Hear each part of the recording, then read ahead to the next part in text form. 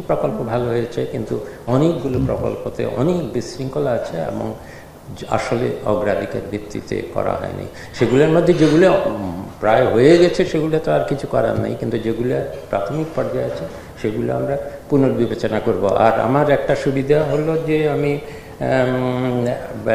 পরিকল্পনা এবং শিক্ষা কেন একত্রে আমি ইচ্ছা করে এই দায়িত্বটা নিলাম, এ কারণে আমি বলেছিলাম যে শুধু অবকাঠামো দিয়ে তো কোনো দেশ কখনো উন্নত হতে পারেনি যদি মানব সম্পদ না থাকে।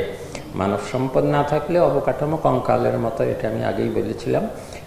এবং এই পরিকল্পনা কমিশনে অবকাঠামো, ভৌত অবকাঠামোর প্রকল্পগুলোও আছে, আর মানব সম্পদ উন্নয়নেরও অনেক প্রকল্প আছে যেগুলো শিক্ষা মন্ত্রণালয়ের সাথে জড়িত, কারিগরি প্রশিক্ষণের সাথে জড়িত। জিডিপি এমনিতেই হিসাবে সমস্যা আছে, তার উপর জিডিপি বাড়লেই কি সব হয়ে গেল?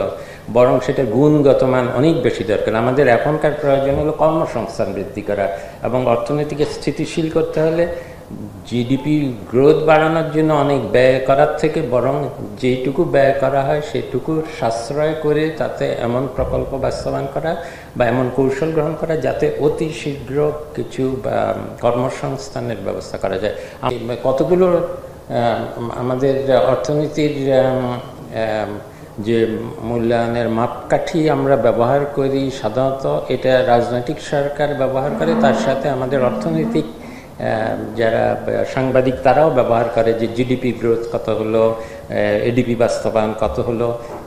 অর্থনীতিবিদ হিসাবে আমি মনে করি এগুলো আসল মাপকাঠি নয়। এটা আমার একটা বড় সুযোগ মনে হয়েছে।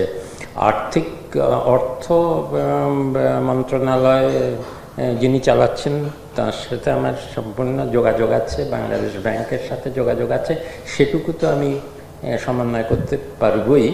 কিন্তু এই যে শিক্ষার সাথে মানব সম্পদ উন্নয়ন পরিকল্পনার মাধ্যমে, এটা আমার কাছে একটা বড় সুযোগ আছে বলে মানে। আমাদের কাছে এখন জিডিপি বাড়ানোর থেকে কর্মসংস্থান বাড়ানোটা দুটো পরস্পর যুক্ত, কিন্তু কর্মসংস্থান বাড়ানোটা অনেক বেশি জরুরি।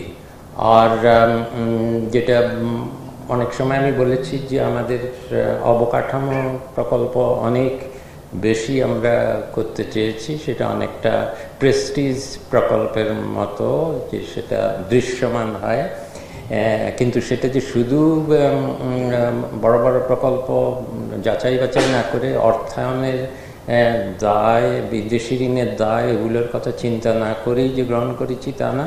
এগুলো ঠিকাদারদের বা অন্যান্য স্বার্থগোষ্ঠীর জন্য এমনভাবে নেওয়া হয়েছে যেটা আসলে সুপরিকল্পিত না এবং অগ্রাধিকার ভিত্তিতে করা হয়নি। কিছু